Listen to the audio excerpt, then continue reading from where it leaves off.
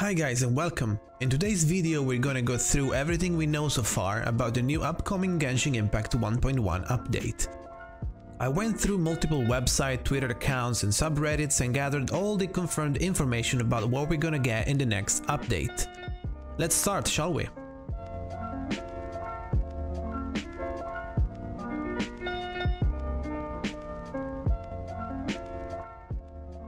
First of all, the release date of the 1.1 update is the 11th of November. Even though we're not gonna get new continents or zones, this new update will bring a lot of new improvements when it comes to quality of life, new systems, events, items, and so much more. We're hopefully gonna go through all of them in this video.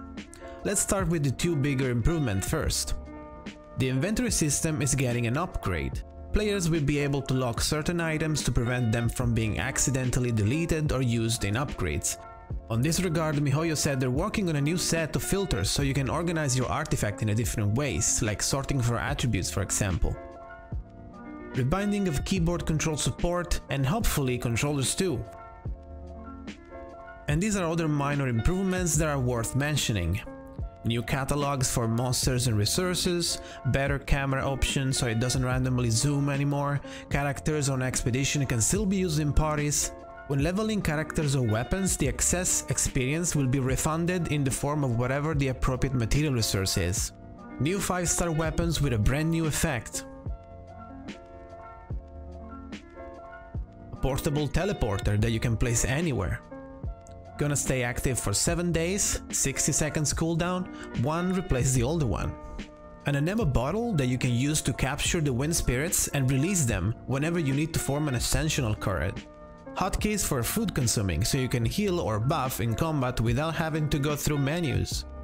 A portable cooking pot that you can use to quickly cook food anywhere. And a compass item that is gonna help us track hidden animalculi and geoculi. Now let's proceed into the more juicy part of the video. First, let's address the elephant in the room, the resin. MiHoYo said that the resin system is still being subject of changes, but we are gonna get some fixes in the 1.1 update. New resin cap will be raised from 120 to 160, and the original resin requirement in Battle Pass weekly mission is decreasing from 1.6k to 1.2k. No changes on the resin refill time, so I guess we'll have to wait for that. Moving on, we're now gonna go through all the systems that the game will introduce in the 1.1 patch. The reputation system. In this new system, we'll be able to complete different weekly activities that will gradually increase our reputation with Mondstadt and Liyue. As you can see, we have bounties, NPC requests, world exploration activity and quests. As we get more experience and level up the reputation, we also unlock various recipes, items, blueprints, food, and even cosmetic items such as gliders for example. At level 2 and 3 of Mondstadt and Liyue reputation, we're gonna unlock crafting recipes and blueprints for those items that we saw before, and at level 4 we're gonna unlock the first tier of name cards. Speaking of which, there are name cards we can unlock at level 4 and 8 of each region reputation, as you see right now. Another system that is getting introduced is the exploration progress system. This is a simple quality of life system. It's basically just a graphic implementation of all the area progression in a specific region. With this, you can easily check which area you need to complete and track your overall exploration. In the 1.1 update, we also witnessed the addition of the archive in the game. The archive is a new system that will focus on a more simple and clean organization of equipment, materials, tutorial tips, books, waypoints, making it easier to navigate. Now, before we move on to the event and characters part, let's talk about the Condensed Resin system. This is a new type of compressed resin item, unlocked at level 3 reputation, that will help us manage the resin in a more efficient way.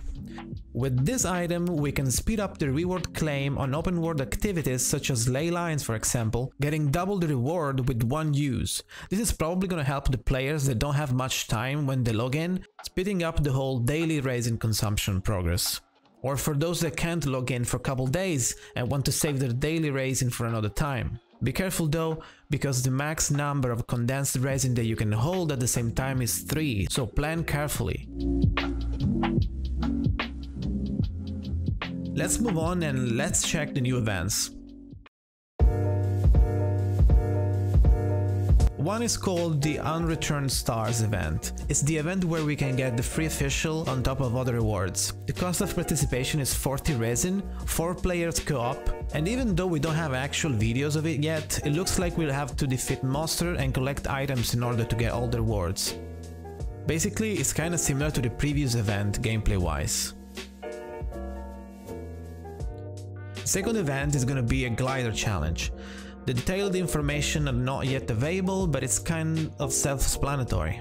Complete glide challenge to earn rewards. The third event is the Golden House. This should be the child boss fight, and since it has rewards for completing it, I'll put it here as an event, even though it might not be one. The fourth event is food related. You'll have a panel with a list of food requests from NPCs that you can complete for Mora, Primogem and materials. Completing a set unlocks the next one. Now let's talk about characters.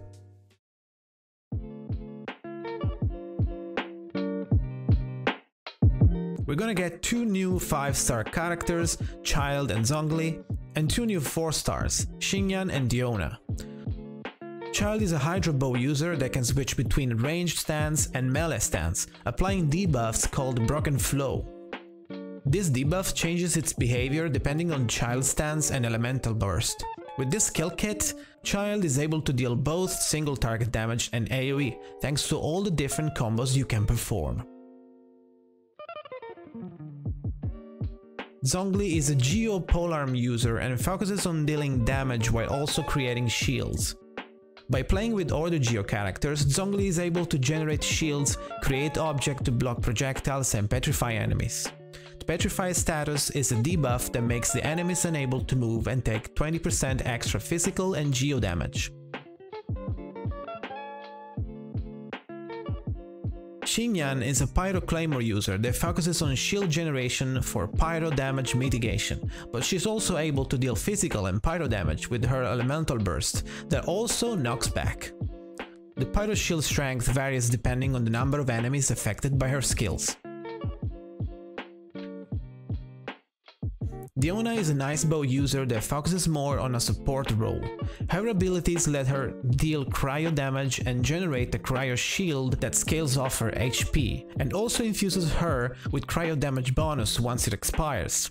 Her Elemental Burst creates a cryo AoE puddle that deals damage over time and also periodically heals allies in it. Those were all the new characters that are releasing on the 1.1. If you're interested in getting them, you can start farming the Ascension materials shown in this screenshot. Also, if you're interested in more detailed information about characters, Genshin Impact links, promo codes and memes, you can check the credits and description. This video though has come to an end. Thank you guys for watching and see you on the 1.1.